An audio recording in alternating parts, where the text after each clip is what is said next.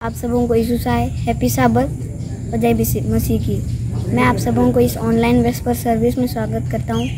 आशा करता हूं आज की इस ऑनलाइन वेस्पर सभा से आप सब आशीषित होंगे। मैं पढ़ना चाहता हूं भजन संहिता 113 का 1 और 2। इसमें कहता है कि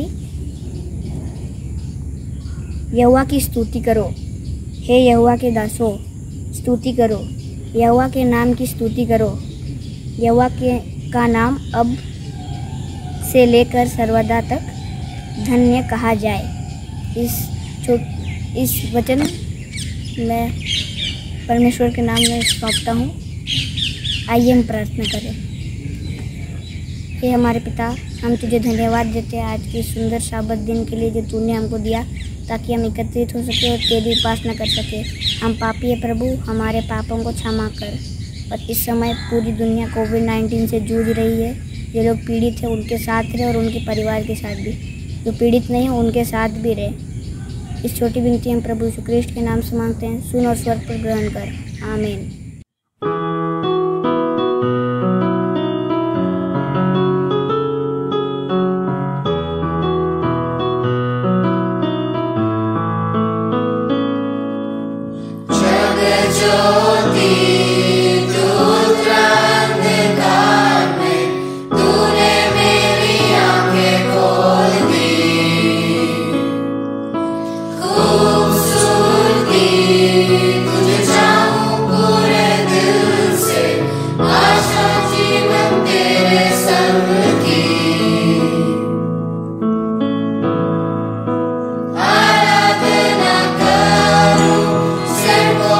To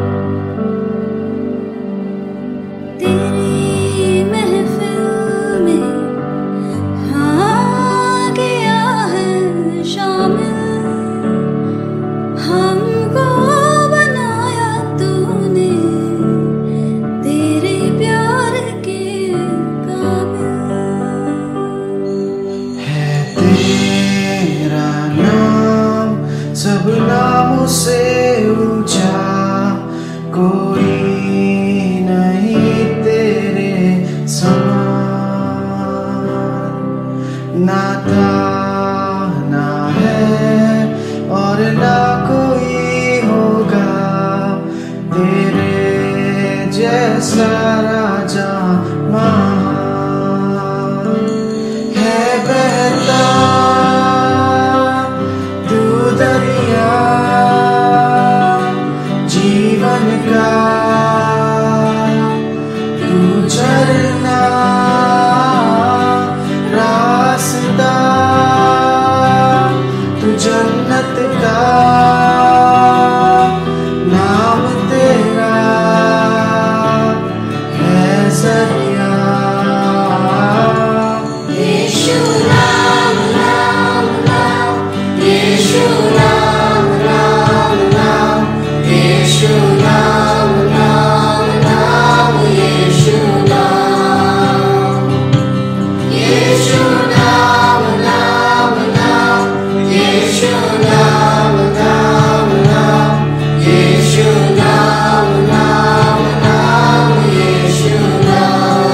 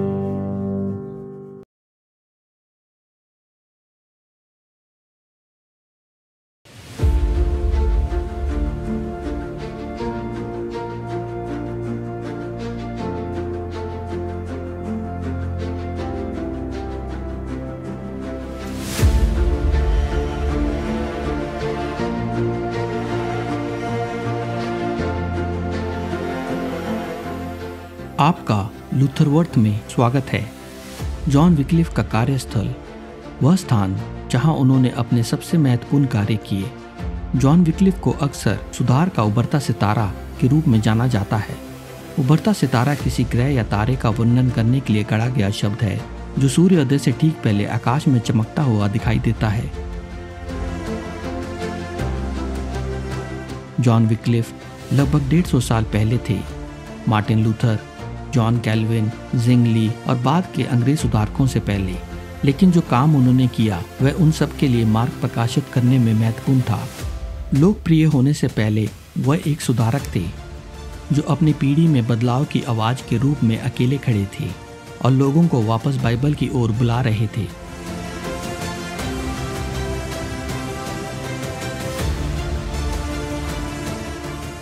ऑक्सफोर्ड विश्वविद्यालय में शिक्षित वह एक विद्वान और एक बेजोड़ वाद विवाद करने वाले थे। ये तब की बात है जब वह एक छात्र थे। उन्होंने सबसे पहले रोम की नाराजगी झेली, तपस्वियों और उनकी असली जीवन की निंदा करने में। वे नागरिक और धार्मिक स्वतंत्रता के समर्थक थे और जॉन विक्लिफ अपने युग के पहले व्यक्ति थे जिन्होंने रोम के संदर्भ में एंटी क्राइस्ट का शब्द गढ़ा। आर्च बिशप के कैंटरबरी ने रोम से जॉन विक्लिफ के लेखन की जांच के लिए पोप का आदेश पत्र प्राप्त किया, लेकिन ऑक्सफोर्ड विश्वविद्यालय ने उनकी स्थिति और लोगों के बीच उनके मित्र भाव के कारण इसका पालन कभी नहीं किया गया। शायद ये मुख्य घटना जिसने जॉन विक्लिफ की मदद की वह थी 1378 का पोप का मतभेद, जहां इस जगह 2 पोप थे जिसमें हर एक सही पोप होने का दावा किया, और इसलिए इस भ्रम के बीच जॉन विक्लिफ को पूर्ण शांति की स्थिति में छोड़ दिया उस कार्य को करने के लिए जिसके लिए उसे बुलाया गया था।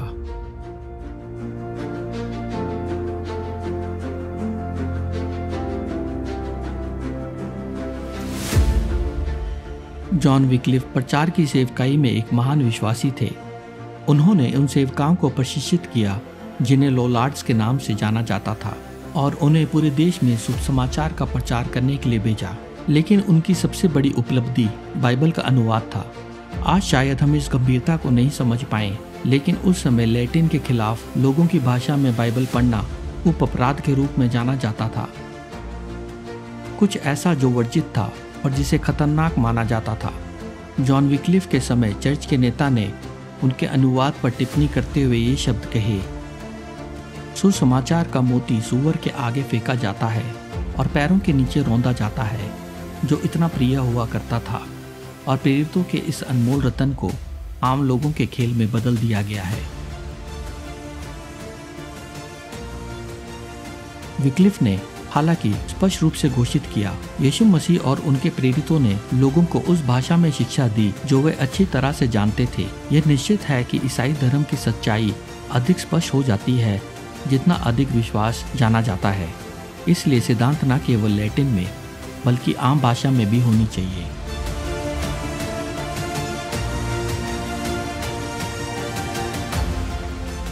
जॉन विक्लिफ ने बाइबल का पहला अनुवाद लैटिन भाषा से अंग्रेजी में पूरा किया, और यह ऐसा अनुवाद नहीं था जिसमें कोई गलती ना हो, लेकिन यह बाइबल उस जगह प्रकाश डालती है जहां पहले केवल अंधेरा था। पढ़ने के बाद बाइबल ये काम करती थी। व्यापात आध्यात्मिक अंधकार को भेदना उस समय इंग्लैंड और यूरोप को ढक रहा था। रोशनी की किरणें अब चमकने लगी। क्रांति जो सुधार बनेगी वह रुकेगी नहीं।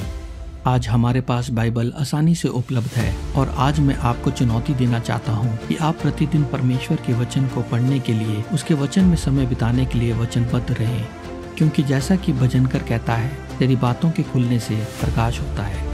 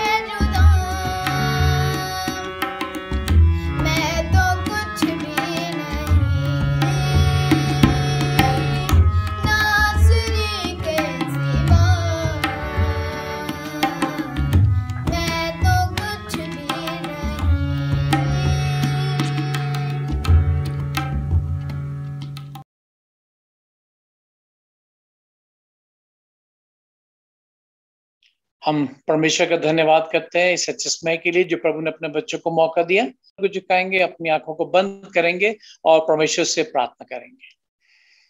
पवित्र पवित्र पवित्र दया के सागर सच्चे और जिंदा परमेश्वर, तेरा धन्यवाद करता हूँ इस सच्चे समय के लिए कि जो तूने अपने बच्चों को मौका दिया कि हम तेरा नाम ले सकें, तेरा धन्यवाद कर सकें। बहुत से ऐसे लोग हैं जिसमें तेरा नाम नहीं ले सके, लेकिन तूने हमें मौका दिया, तेरा बहुत बहुत धन्यवाद। प्रभु यीशु, जितने भी तेरे बेटे बेटियां इसमें तेरे सामने हैं, इन सब पे अपना आशीष का हाथ रख। जो भी वचन आज हम सीखते हैं प्रभु तेरी पवित्र आत्मा के द्वारा उभारा हुआ हो। प्रभु तेरी आत्मा हमारी अगुवाई करे, हमें उभारे। ये छोटी सी प्रार्थना प्रभु यीशु के पवित्र और समर्थी नाम में मैं मांगता हूं, आमीन। हम जानते हैं कि जब भी परमेश्वर की आत्मा हमें उभारती है तो आत्मा हमारी अगुवाई करती है और हमें भिन्न भिन्न जगहों पे ले जा करके सिखाने की कोशिश करती है, ताकि हम उन चीजों को जो पवित्र आत्मा में हमें सिखाना चाहती है उन चीजों को हम सीख सकें। आप जानते हैं बहुत से ऐसे लोग हैं जिनको परमेश्वर ने उभारा। परमेश्वर का वचन इसके बारे में बड़ी सफाई से बताता है। अगर आप यिर्मयाह नबी की पुस्तक देखो, आप जानते हो यिर्मयाह को परमेश्वर ने कहाँ भेजा? उस आत्मा में भर करके परमेश्वर उसको एक ऐसी जगह पे ले गया और परमेश्वर ने क्या कहा था उसको कि तू कहाँ जा? कुम्हार के घर जा। परमेश्वर उसको कुम्हार के घर में लेकर के गया ताकि वहां पे जाकर के उस चीज को अच्छी तरह से समझ सके और परमेश्वर के बेटे बेटियों को उन गहरी बातों को सिखा सके। और आप जानते हैं प्रभु के वचन में लिखा है, कई बार प्रभु ने कहा कि तू चींटियों के पास जा, चींटी तुझे सबक सिखाएंगे, लेसन देगी। और कई बार आप देखते हो परमेश्वर ने क्या कहा, टिड्डियों के पास जा, उनसे जाके सीख। आप जानते हैं कि परमेश्वर की आत्मा में क्या करती है, भिन्न भिन्न जगह पे ले जाती है ताकि उस मैसेज को जो परमेश्वर हमें सिखाना चाहता है हम अच्छी तरह से समझ सकें और दूसरों को समझा सकें। परमेश्वर के वचन में यदि हम देखें, ऐसे एक नबी था यहेजकेल नबी, परमेश्वर ने उसे भी एक बहुत अच्छा मैसेज दिया। और जब परमेश्वर ने उसको मैसेज दिया, वो क्या मैसेज था? अगर आप प्रभु के वचन में से देखना चाहते हैं, आप यहेजकेल नबी की पुस्तक उसका 37 अध्याय और पहली आयत अगर आप प्रभु के वचन में से देखें, उसमें लिखा हुआ है, यहोवा की शक्ति मुझ पर हुई और वो मुझ में अपना आत्मा संवार कर बाहर तराई के बीच में खड़ा कर दिया। वो तराई हड्डियों से भरी हुई थी। बहुत अच्छी चीज है कि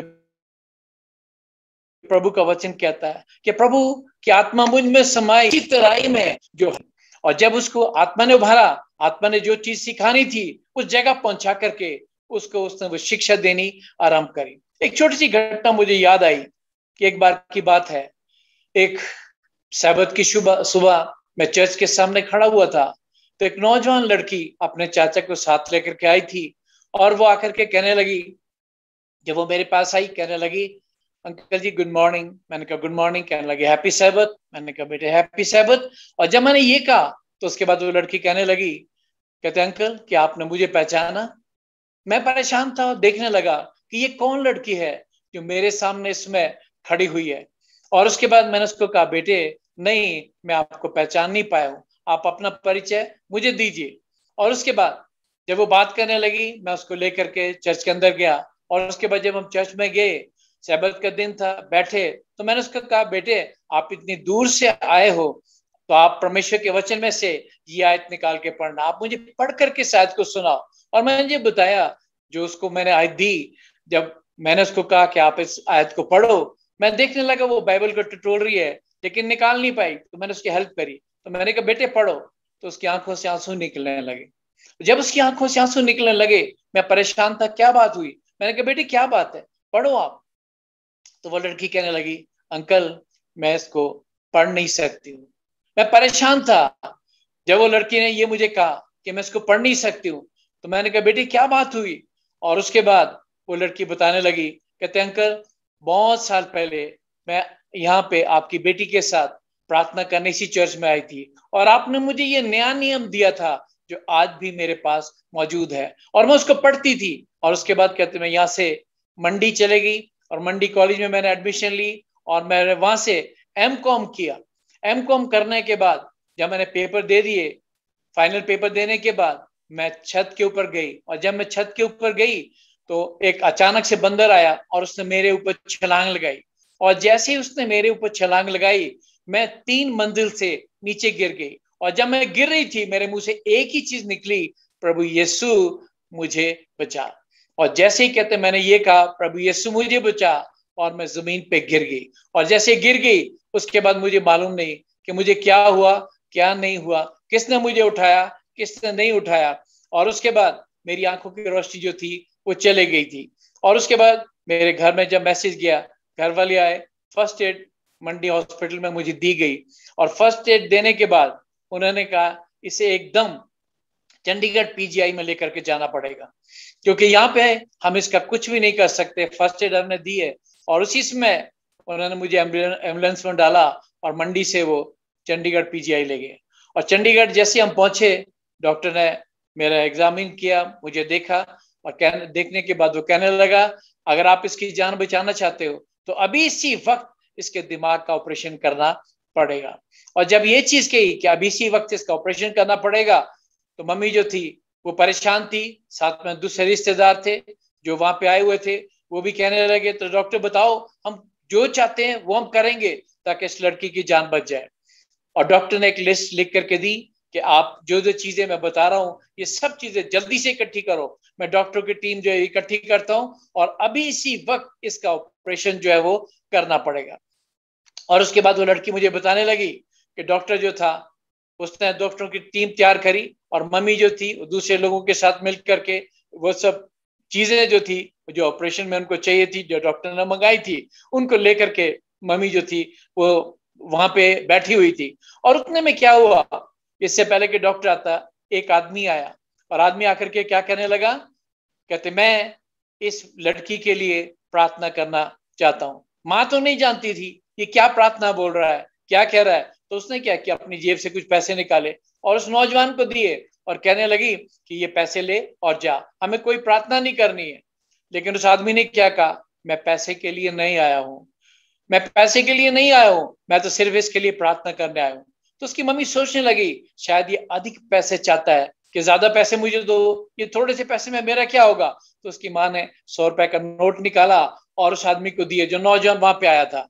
वो कहने लगा कि माता जी मैं पैसे के लिए नहीं आया हूँ। उसने कहा ये पैसे आप अपने पास रखो, और मैं तो सिर्फ प्रार्थना करने आया हूँ कि मुझे परमेश्वर की पवित्र आत्मा ने कहा है तू जा और बेड नंबर 7 पे जो लड़की है उसके लिए जा करके प्रार्थना कर। मैं सिर्फ प्रार्थना करने आया हूँ। माँ परेशान थी कि अब मैं क्या करूं, पैसे भी नहीं मांग रहा और ये कह रहा मैं प्रार्थना करूंगा। वो नहीं जानती थी कि क्या प्रार्थना करेगा, लेकिन उसने टूटे मन से कहा ठीक है प्रार्थना कर दो, हम तो इसकी तैयारी कर रहे हैं कि इसका ऑपरेशन हो। और उसके बाद उस आदमी ने, उस नौजवान ने जो है उस लड़की के लिए प्रार्थना करी। और जब उस नौजवान ने उस लड़की के लिए प्रार्थना करी, प्रार्थना जब वो कर रहा था, प्रार्थना करने के बाद उसने कहा कि ठीक है आप लोग जो है तैयारी कर रहे हैं, लेकिन मैं आपको बता रहा हूँ कि इस लड़की का ऑपरेशन जो है वो नहीं होगा। परमेश्वर की आत्मा ने मुझे बताया है, उसने मुझे यहाँ तक भेजा है और उसने बताया कि इसका ऑपरेशन नहीं होगा। उसके बाद वो नौजवान जो था वो जाने लगा, लेकिन उसने छोटी सी नीली किताब जो थी वो उसकी माँ को दी और उसको कहा कि मैं जा रहा हूँ, और जब ये लड़की होश में आएगी तो आप इस किताब को उसे दे देना, क्योंकि मैंने इसके पीछे अपना मोबाइल नंबर लिख रखा है, अगर उसकी इच्छा करेगी तो वो मुझे कॉल कर सकती है। और उसके बाद वो लड़का जो वहां से चला गया, कुछ देर में डॉक्टर जो था वो फिर दोबारा आया और दूसरे डॉक्टर भी उसके साथ थे, फिर उसको एग्जामिन करने लगे। और जब एग्जामिन करने लगे उतने में उस लड़की ने आंखें खोली, और जब उस लड़की ने आंखें खोली, आंखें खोलने के साथ डॉक्टर ने उसको फिर से देखा अच्छी तरीके से, और उसके बाद डॉक्टर ने कहा कि इसे ऑपरेशन की जरूरत नहीं है, कोई ऑपरेशन की इसको जरूरत नहीं है। उसकी माँ, जब उस डॉक्टर ने ये बात कही कि इसे ऑपरेशन की जरूरत नहीं है, उसकी माँ परेशान हो गई कि उस आदमी ने तो पहले क्या दिया था इसका ऑपरेशन नहीं होगा, लेकिन मैंने तो विश्वास नहीं किया था। लेकिन अब उसे विश्वास हो गया जब डॉक्टर ने कहा कि इसका ऑपरेशन जो है वो नहीं होगा। उसके बाद उसका वो ट्रीटमेंट करने लगे, लेकिन उसका ऑपरेशन जो है वो नहीं हुआ। और उसके बाद जब लड़की जो थी, जब डॉक्टर चला गया, उसके बाद माँ ने कहा कि देख बेटे, ऐसे ऐसे एक नौजवान आया था और वो कह रहा था प्रार्थना करनी है, और मैंने उसको पैसे देके भगाना चाहा तो उसने पैसे भी नहीं लिए। उसने क्या कहा, मुझे पवित्र आत्मा ने कहा कि जा और बेड नंबर 7 पे जो लड़की है उसके लिए प्रार्थना कर। तो मैं प्रार्थना करने आया हूँ, पैसे उसने नहीं लिए और ये किताब देके गया, इसके पीछे उसका मोबाइल नंबर है। तो लड़की ने जैसे उस नीली किताब को देखा, वो पहचान गई कि ये नीली किताब क्या चीज है, ये क्या है। वो कहने लगी, मम्मी ये तो नया नियम है, ये तो परमेश्वर का वचन है मम्मी। और वो जो प्रार्थना करके गया, वो प्रभु का कोई दास था, प्रभु का भक्त था, जिसको परमेश्वर ने यहाँ तक पहुंचाया था। और जब उस लड़की ने ये सारी जो घटना थी ये मुझे बताई, वो चर्च में बैठी हुई थी, कहने लगी, अंकल मेरे पास सिर्फ अब 18% मैं देख सकती हूँ, मेरी आंखों की रोशनी जा चुकी है। और उसके बाद वो बताने लगी, मेरी टांगे गिरने से, क्योंकि मैं 3 मंजिल से गिरी थी, मेरी टांगे नीचे से दोनों टांगे फटी हुई है, इसमें टीके जो है इसे स्टिच लगे हुए हैं इसमें।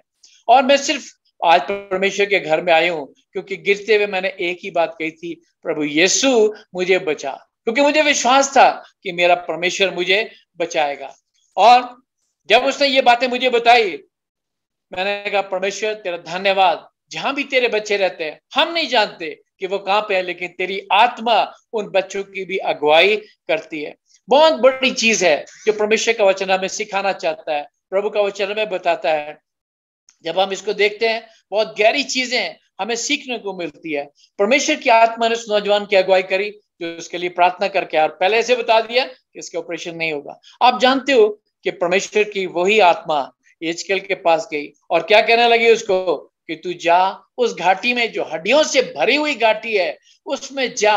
और जैसा उसने कहा था कि उसमें जा, और वो वहां पे गया। आप जानते हो, जो उसको आज्ञा दी गई थी उसके अनुसार उसने किया, वो गया। और प्रभु का वचन यह बड़े साफ शब्दों में हमको बताता है कि जो चीज उसने वहां देखी, तो उसने क्या देखा कि वो घाटी जो है, पूरी घाटी वो हड्डियों से भरी हुई है, और उसमें चारों तरफ हड्डियां ही हड्डियां जो है वो बिखरी हुई है। यहाँ एक और बड़ी अच्छी चीज है जो प्रभु का वचन हमें सिखाना चाहता है। अगर आप एजकेल की पुस्तक उसका 37 अध्याय और उसकी 5 आयत अगर आप पढ़ो, इसमें बड़ी अच्छी तरीके से बताया जाता है। उसने मुझसे क्या कहा, प्रभु के वचन में उसने बताया कि उसने मुझे कहा कि क्या ये हड्डियां जी सकती है। जो चीज उसने मुझसे कही थी वो यही थी कि क्या ये हड्डियां जी सकती हैं। और जब उसने ये मैंने यही कहा, प्रभु तू ही जानता है। आज भी हम देखते हैं, जब कोई ऐसी चीज जो हमारे लिए असंभव है, हम करने की कोशिश करते हैं, नहीं कर पाते, तो हम क्या कहते हैं, परमेश्वर ही जानता है, परमेश्वर इस कार्य को कर सकता है। और यह हम देखते हैं कि एजकेल का भी यही जवाब था कि प्रभु तू ही जानता है कि हड्डियां जी सकती है या नहीं जी सकती है। हम जब इस चीज के बारे में देखते हैं, प्रभु का वचन बहुत गहरी चीजें सिखाता है। एक छोटी सी चीज मुझे याद आई, एक बार की बात है, जैसे एजकेल नबी को कहा गया था क्या ये हड्डियां जी सकती है, ऐसे ही एक पोइट था, एक कवि था, वो जो था घूमने के लिए जा रहा था। और जब वो घूमने के लिए जा रहा था, तो जाते जाते उसने क्या देखा कि जिस जगह पे घूमने के लिए जा रहा था, तो एक तरफ निचली तरफ शमशान था और ऊपर की साइड पे उसने देखा वहां पे कब्रिस्तान है, बहुत सी कब्रें बनी हुई है। और जब वो चल रहा था, अचानक से क्या हुआ, उसके पांव से एक हड्डी को ठोकर लग गई। और जब ठोकर लगी तो उसने अपने उसी शायराना अंदाज में जो इसके बारे में कहा, उसने कहा, एक बार मैं घूमने जा रहा था तो एक तरफ शमशान और दूसरी तरफ कब्रिस्तान था, चलते चलते एक हड्डी से ठोकर लगी। तो हड्डी के ये बयान थे, चलने वाले जरा संभल के चल, कभी हम भी इंसान थे। आप जानते हो, वो पोइट था, उसने उसी अंदाज में इस चीज को जो है सुनाया कि सचमुच में वो हड्डी जिससे उसको ठोकर लगी थी, जैसे वो कह रही हो कि हम भी कभी इंसान थे, हम जानते हैं कि हमारा भी एक दिन यही हश्र होगा, हम भी हड्डियों के ढांचे में, हड्डियों में जो है बदल जाएंगे। प्रभु का वचन सच कहता है कि ये चीजें क्यों आएगी, ये सब चीजें हमारे सामने घटती है। और उसके बाद हम देखते हैं, अगर आप एजकेल की पुस्तक 37 अध्याय 4 आयत अगर आप देखो, यहां परमेश्वर का वचन बताता है कि परमेश्वर की आत्मा ने उसको क्या कहा। तब उसने मुझसे कहा, इन हड्डियों से भविष्यवाणी करके क्या है, सूखी हड्डियों सुनो। आप जानते हो, जैसे उसको कहा गया था, परमेश्वर ने कहा तू क्या कर, इन हड्डियों से भविष्यवाणी कर। यहाँ प्रभु का वचन बहुत गहरी चीज हमें सिखाना चाहता है कि जब हम ऐसी जगह पे जाते हैं जहां ऐसे मनुष्य हैं जो हड्डियों के समान है, जो सूखे हुए हैं, जिनमें जीवन नहीं है, हम जानते हैं कि जो प्रभु के पास नहीं है, सचमुच में उनके जीवन नहीं है, वो हड्डियों के समान सूखे हुए हैं। लेकिन जब प्रभु का वचन उनमें समाता है, हम भविष्यवाणी करते हैं, उनको सिखाते हैं, समझाते हैं, तो हड्डियों में क्या हो सकता है, वो हरी भरी हो सकती है। आप देखते हो पहले जो लोग थे वो सचमुच में इस चीज की वैल्यू को समझते थे, और वो नहीं चाहते थे कि हमारी हड्डियां भी जब हम जाते हैं तो हमारी हड्डियां भी पीछे छूट जाए। यह एक बहुत गहरी चीज है जो प्रभु का वचन हमें बता रहा है। अगर आप उत्पत्ति की पुस्तक उसका 50 अध्याय 25 आयत अगर आप पढ़ो, यूसुफ के बारे में जब आप पढ़ते हैं, उसमें लिखा हुआ है कि यूसुफ ने क्या किया, उसने मरने से पहले अपने भाइयों को कहा था कि मेरी हड्डियों को भी इस देश में मत छोड़ना, उन्हें भी अपने साथ उस देश में लेके जाना जिसका वादा परमेश्वर ने किया है। और उसके भाइयों ने वही किया। वो नहीं चाहते थे कि हड्डियां भी ऐसे देश में रहे, बल्कि वो ये चाहता था कि मेरी हड्डियां भी उस वादा किया हुए देश में पहुंच जाए। उसका विश्वास था उस वचन पे जो प्रभु ने कहा था, इसीलिए उसने ये किया था। एक दिन की बात है, मैं एक जानवर के बारे में जो आज इस दुनिया में नहीं है, जिसको हम मेहमत कहते हैं। ये बहुत विशाल का जानवर था जो हाथी की तरह था, और इसके जो सींग होते थे, बताया जाता है कि उनकी लंबाई 14 फुट तक जो है वो मिली है। और साइबेरिया के एरिया में ऐसा एक उनको मेहमत जो है वो मिला, और जब वो मिला तो उन्होंने देखा कि वो बर्फ में बिल्कुल ज्यों का त्यों है, दबा हुआ है। वो जो खाया था उसने, वो भी घास जो उसमें खाई थी वो भी उसके पेट में वैसी की वैसी ही थी। और जब ये चीज जो थी, जब मैं उसके देख रहा था, तो वो बता रहे थे जानवर के बारे में कि ये जानवर जो है कभी होता था। और उसके बाद मेरे दिमाग में एक ही चीज आई कि जब ये जानवर उस जगह पे होगा, उस देश में होगा जहां जहां भी ये जानवर थे, तो कैसे ये जानवर होंगे। और मेरे दिमाग में यही चीज आया कि जो जानवर की हड्डियां हैं आज हमारे सामने, ये जो जानवर की हड्डियां हैं, ये क्यों है, इसके लिए कौन जिम्मेवार है, या हमारी जो हड्डियां सूख जाती है, मर जाते हैं, ऐसा क्यों है। जब मैं इसके बारे में सोच रहा था परमेश्वर के वचन में से, तो मैंने एक ही चीज मेरे दिमाग में आई कि इन सब चीजों के पीछे, इन सूखी हड्डियों के पीछे मनुष्य का पाप है, जो मनुष्य ने पाप किया। और हम जानते हैं प्रभु का वचन बहुत स्पष्ट शब्दों में कहता है कि पाप की मजदूरी तो मृत्यु है। आज ये जानवर की जो हड्डी है और जो मनुष्य की हड्डियां में मिलती है, इसका कारण एक है, मनुष्य का पाप। और परमेश्वर क्या चाह रहा है, फिर भी यही चाह रहा है कि मनुष्य को फिर से क्या मिले, उन सूखी हड्डियों को, जहां ऐसी हड्डियां हैं उनको फिर से जीवन मिल जाए। एक और बहुत बड़ी अच्छी घटना परमेश्वर के वचन में दी गई है। अगर आप दूसरा राजा उसका 13 अध्याय और उसकी 21 आयत अगर आप प्रभु के वचन में से निकालो, दूसरा राजा और उसका 13 अध्याय 21 आयत, इसमें बड़ी अच्छी चीज है जो बताई जाती है कि मोआबी लोग जो थे वो प्रतिवर्ष क्या करते थे, बसंत ऋतु में मोआबी लोग आते थे, वो आक्रमण करते थे, लूटते थे, उस देश पे कब्जा करते थे।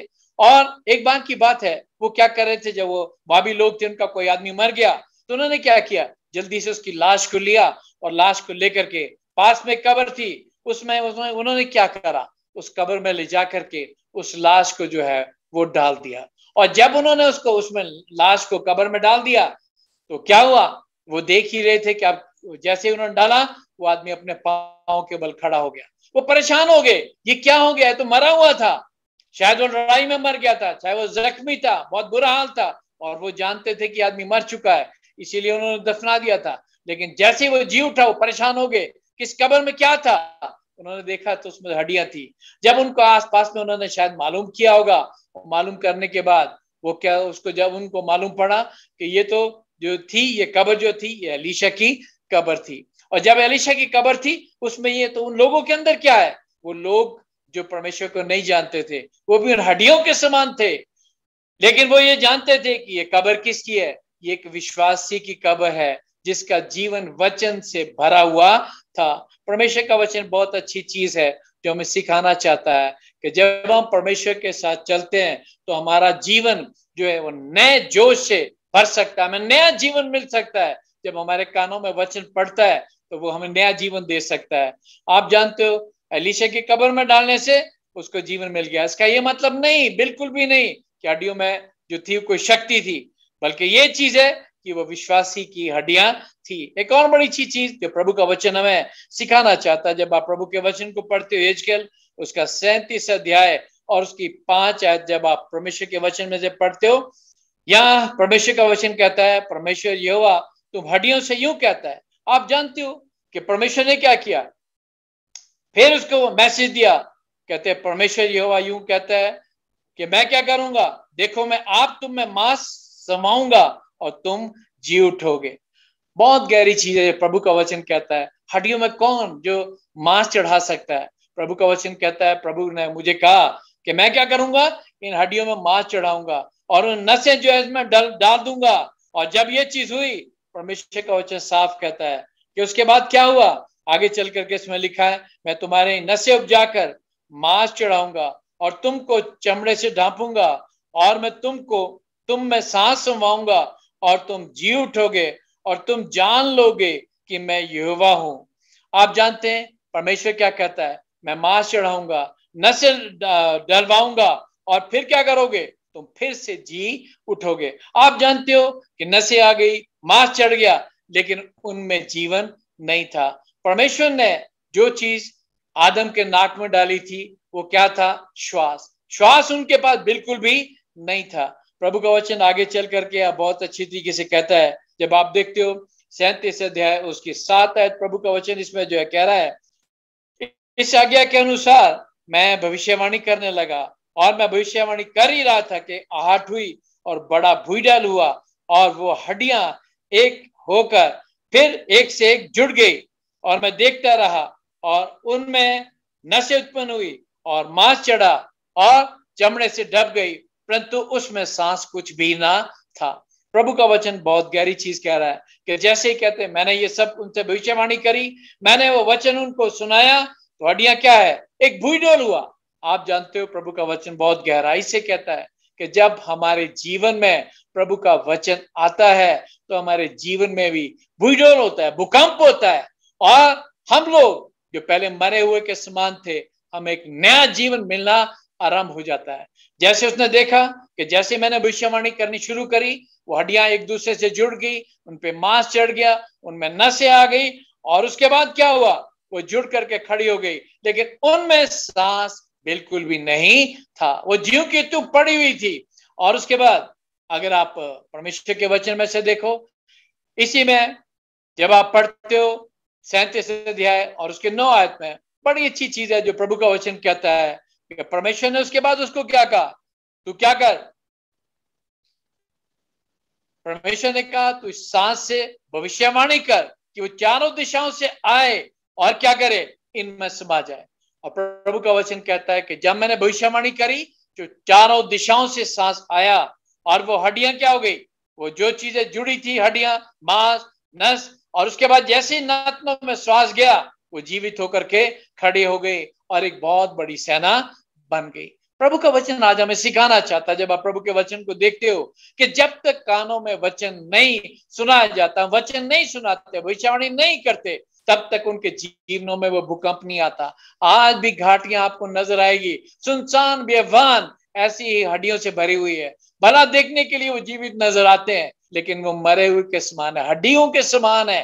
परमेश्वर का वचन कहता है कि जब उनके कानों में ये वचन पड़ेगा, वो सुनेंगे, तो उन हड्डियों में नया जीवन आएगा और उसके बाद परमेश्वर उनको दोबारा से वो जीवन की जो श्वास है वो देगा और वो जीवित हो सकते हैं। प्रभु का वचन बहुत बड़ी चीज हमें सिखाना चाहता है कि परमेश्वर क्या चाहता है, वो यही चाहता है कि हम लोग क्या करें, हर एक घाटी में, हर एक पहाड़ में, हर एक मैदान पे, सब जगह पे जाकर के इस परमेश्वर के वचन को सुनाएं, ताकि वो लोग क्या हो जाएं, फिर से उन हड्डियों में जीवन मिल जाए। परमेश्वर यही चाहता है, वो ये नहीं चाहता कि हम हड्डियों के बीच में रहे, वो चाहता है कि हम जीवित प्राणियों के बीच में रहे, जीवित लोगों के बीच में रहे। और ये तभी संभव है जब हम उनको वचन सुनाएंगे, जब उनके कानों में वचन पड़ेगा, तभी वो दोबारा से नया जीवन पा सकते हैं। और उसके बाद अगर आप आगे चल करके देखो, परमेश्वर का वचन एक और बड़ी चीज जो यहाँ पे बताता है, फिर उसने मुझसे कहा, ये हड्डियां इस्राएल के घराने की उपमा है। वे कहते हैं हमारी हड्डियां सूख गई और हमारी आशा जाती रही, हम पूरी रीति से कट चुके हैं। कहते वो लोग जो इस्राएलियों में से थे, परमेश्वर का वचन कहता है ये मैसेज उनके लिए, इस्राएली वो जो सचमुच में परमेश्वर के बेटे बेटियां हैं, जो आज भी हैं, कहते ये वचन उनके लिए। वो क्या कहते हैं, हमारी तो हड्डियां सूख गई, हम तो परेशानी में, हम तो मरे हुए के समान है। कहते हमारी आशा जाती रही, लेकिन प्रभु का वचन कहता है फिर से उनको जीवन मिल सकता है। वो हड्डियां जो सूखे के समान है, जीवन की आशा जिनमें बिल्कुल भी नहीं है, वो फिर से जीवित हो सकते हैं। और यहाँ आगे चल के कहता है 12 जब आप पढ़ते हो उसमें लिखा है, हे मेरी प्रजा के लोगों, देखो मैं तुम्हारी कब्रें खोलकर तुमको उनमें से निकालूंगा और इस्राएल के देश में पहुंचा दूंगा। यह परमेश्वर का वादा है कि मैं क्या करूंगा, यदि तुम मेरी आवाज सुनोगे, मेरे वचन को सुनोगे, पवित्र आत्मा की आवाज सुनोगे, और तो मैं तुम्हें एक नया जीवन दूंगा। फिर से तुम्हारी जो जीवन है वो बदल जाएगा, फिर से तुम क्या हो जाओगे, हरे भरे हो जाओगे। आज परमेश्वर का वचन यही हमें आज सिखा रहा है। बहुत गहरी चीज है कि प्रभु का वचन कहता है कि हम ऐसी घाटियों में जाकर के प्रचार करना है जहाँ हड्डियां ही हड्डियां हैं। आज हम जाते हैं, जब लोगों को देखते हैं, ऐसी घाटियों में जाते हैं, ऐसी भीड़ इलाकों में जाते हैं जहाँ पे परमेश्वर का वचन नहीं है, तो आप देखोगे वो लोग कैसे, उनका जीवन कैसा है, एक हड्डी के ही समान है। और जब तक वो वचन नहीं सुनेंगे, उनको वचन नहीं सुनाया जाएगा, उनसे भविष्यवाणी नहीं की जाएगी, तब तक उन्हें कभी भी जीवन नहीं मिल सकता है। परमेश्वर ये चाहता है कि हम लोग जीवन पाएं, वो लोग जीवन पाएं, लेकिन उसके लिए हमें क्या करना पड़ेगा, उस आत्मा की आवाज को सुन करके उन घाटियों में जाना पड़ेगा। बहुत बार हम ऐसे इलाके में जाते हैं, और मैं कई बार ऐसे इलाके में गया और मेरी जब उन लोगों से भेंट हुई, मैंने जरा सा भी उनसे पूछने की कोशिश करी कि आप परमेश्वर के बारे में जानते हो, कि आपने परमेश्वर के बारे में सुना है कि परमेश्वर बहुत जल्द आ रहा है। तो कहते हैं हमें तो किसी ने बताया नहीं। सचमुच में वो उन हड्डियों के समान है जो सूख चुके हैं, और ये हमारी जिम्मेवारी है कि हम उन हड्डियों में जाकर के, जिनमें हमें जीवन नहीं नजर आता, वहां पे जाकर के परमेश्वर का वचन सुनाएं। और जब हम वचन सुनाएंगे तो आप जानते हो कि उनका फिर से जीवन मिल सकता है। परमेश्वर सचमुच में ये जीवन उन्हें देना चाहता है। परमेश्वर सचमुच में जीवन देगा। एक मनुष्य की गलती से पाप इस दुनिया में आया, लेकिन दूसरे मनुष्य ने आकर के फिर से हमें क्या किया, नया जीवन दिया उस वचन के द्वारा। इस वचन को हमें उन भाई बहनों तक जो दूर दूर इलाकों में बसे हुए हैं और पिछड़े इलाकों में जहाँ परमेश्वर के बारे में नहीं जानते, उनको जाकर के सुनाना है, ताकि उन हड्डियों को भी जीवन मिल जाए। परमेश्वर की यही इच्छा है। परमेश्वर चाहता है कि हम में से हर एक व्यक्ति, एक दो नहीं, हर एक व्यक्ति इस परमेश्वर की आवाज को सुने और ऐसी घाटियों में जाए और जाकर के परमेश्वर का वचन सुनाए, ताकि वो जीवित हो जाए और वो नया जीवन पा सके जो परमेश्वर उन्हें देना चाहता है। तभी उन्हें जीवन की श्वास मिलेगी जब हम वचन सुनाएंगे। ये वचन में शक्ति है। वचन दोबारा से हड्डियों को जीवित कर सकता है। परमेश्वर आप सभी को आशीष दे। आइए हम आखिर में अपने सर को झुकाएंगे, अपने आंखों को बंद करेंगे और परमेश्वर से प्रार्थना करेंगे। पवित्र पवित्र पवित्र दया के सागर, सच्चे और जिंदा परमेश्वर, हम तेरा धन्यवाद करते हैं इस समय के लिए जो तूने अपने बच्चों को मौका दिया कि आज हम एक परिवार के रूप में इकट्ठे हो सके, तेरा नाम ले सके और तेरा धन्यवाद कर सके। प्रभु तेरा वचन हमें बताता है कि यह हमारा मुंह, हमारे होंठ कभी बंद नहीं होना चाहिए। इनसे हमेशा वचन उन घाटियों में गूंजना चाहिए, उन लोगों को सुनाई देना चाहिए जो हड्डियों के समान है, ताकि वो भी जीवन पाए और बच जाए। प्रभु यीशु, आज जो मैं प्रार्थना करता हूँ, यही प्रार्थना करता हूँ तो पवित्र आत्मा बहुतायत से भी, ताकि जोश से भर करके हमें भी ऐसी जगहों पे पहुंचाए जहाँ तेरा वचन नहीं पहुंचा, ताकि बहुत सी कीमती आत्माएं तेरे राज्य के लिए तैयार की जाए। हम जानते हैं तेरा आना बहुत निकट है, हमें तेरी समर्थ की बहुत सख्त जरूरत है। पवित्र आत्मा बहुतायत से भी, ताकि हम दूर दूर तक घाटियों में वचन को पहुंचाएं और ऐसे जो लोग भूखे और प्यासे हैं, तरस रहे हैं, जिनके पास जीवन नहीं है, वो जीवन पाए। तू सचमुच में हमसे प्यार करता है, जीवन देना चाहता है। जैसे आज हम परिवार के रूप में इकट्ठे हुए प्रभु, यही चाहता हूँ कि तेरे बेटे बेटियां से बहुत जल्द तेरे साथ उस आसमानी घर में इकट्ठे हो, जिसका तूने वादा किया था कि मैं जाता हूँ तुम्हारे लिए जगह तैयार करने, और जब जाके जगह तैयार करूंगा तो तुम्हें भी ले जाऊंगा कि जहाँ मैं रहूं वहां तुम भी रह सको। प्रभु तू कभी नहीं चाहता हम इस पाप की दुनिया में रहे जहाँ सिर्फ हड्डियां हैं और बदबू है और सब बर्बाद हुई चीजें नजर आती है। तू चाहता है प्रभु तेरे बेटे और बेटियां इस दुनिया से सब बचा जाए। तू नहीं चाहता एक भी नाश हो। मेरी आज की प्रार्थना प्रभु, तो अपने बच्चों के साथ रहो, हर एक के ऊपर अपना आशीष का हाथ रख, उन्हें बरकतों से भर। ये छोटी सी प्रार्थना प्रभु यीशु के पवित्र और सामर्थी नाम में मैं मांगता हूँ, आमीन।